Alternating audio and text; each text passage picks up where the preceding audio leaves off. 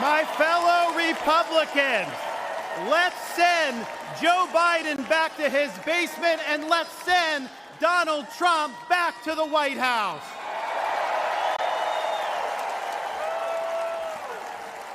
Life was more affordable when Donald Trump was president. Our border was safer under the Trump administration, and our country was respected when Donald Trump was our commander-in-chief. Joe Biden has failed this nation. As a veteran, I was appalled when 13 of our service members were killed in Afghanistan due to Joe Biden's dereliction of duty. As a citizen, as a husband, and as a father, I am alarmed that the current President of the United States lacks the capability to discharge the duties of his office. Our enemies do not confine their designs to between 10 a.m. and 4 p.m. We need a commander-in-chief who can lead 24 hours a day and 7 days a week. America cannot afford 4 more years of a weekend at Bernie's presidency. But let's be honest. Let's be honest here. Biden is just a figurehead. He's a tool for imposing a leftist agenda on the American people. They support open borders, allowing millions and millions of illegal aliens to pour into our country and to burden our communities, but just don't send any to Martha's Vineyard, then they get really upset.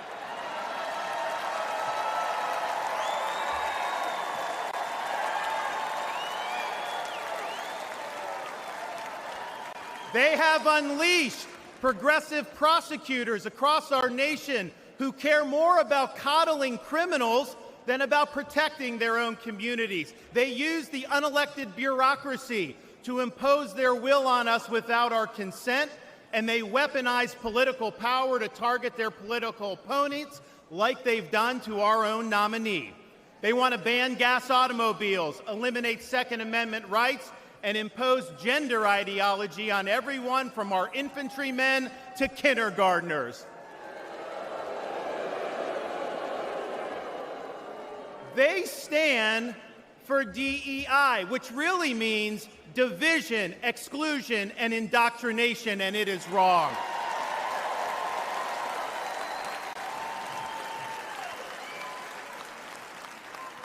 They mandated that you show proof of a COVID vaccine to go to a restaurant, but they oppose requiring proof of citizenship to cast a vote.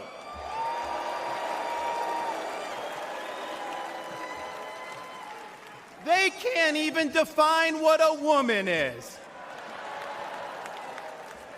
Now, Donald Trump stands in their way, and he stands up for America. Donald Trump has been demonized, he's been sued, he's been prosecuted, and he nearly lost his life. We cannot let him down, and we cannot let America down.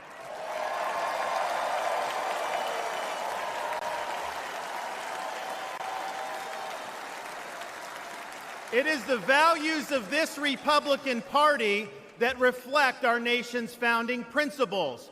We believe schools should educate, not indoctrinate. We stand for parents' rights, including universal school choice. We support law and order, not rioting and disorder.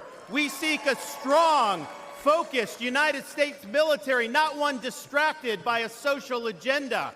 We reject entrenched political class, and we demand term limits for members of Congress.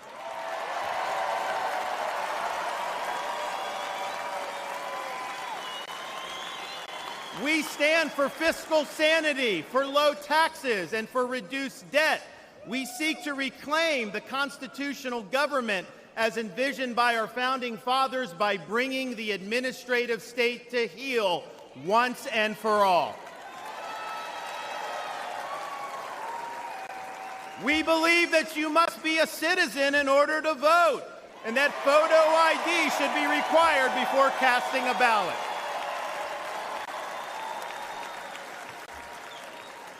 We stand for strong borders and believe that our nation must have a shared civic culture, and we oppose any immigration that stands apart or in contrast to our American values.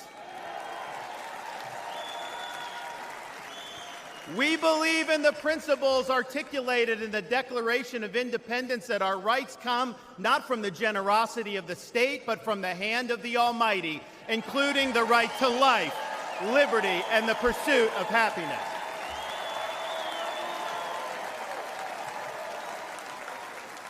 Now, none of this is easy, but it can be done. For decades, my home state saw elections determined by razor-thin margins. Today, due to bold leadership, the Democratic Party lies in ruins. The left is in retreat. Freedom reigns supreme. The woke mind virus is dead, and Florida is a solid Republican state.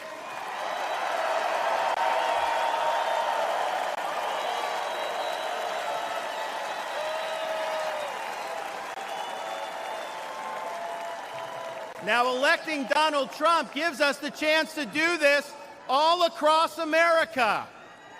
And we have a responsibility to step up and make it happen. We have a responsibility to preserve what George Washington called the sacred fire of liberty. This was a fire that burned in Independence Hall in 1776 when 56 men pledged their lives, their fortunes, and their sacred honor to establish this nation.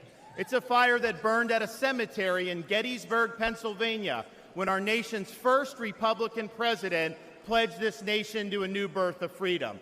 It's a fire that burned at the foot of the Berlin Wall in 1987, when our nation's 40th president stood in front of that wall and said, "Mr. Gorbachev, tear down this wall."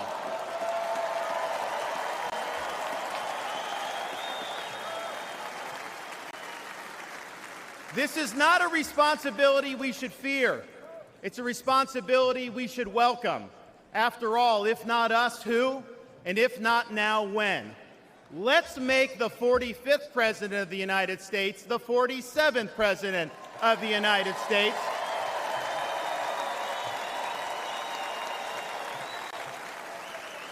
Let's elect Republicans up and down the ballot, and let's heed the call of our party's nominee to fight, fight, fight for these United States. Thank you. God bless you. Let's win in November. Thank you so much.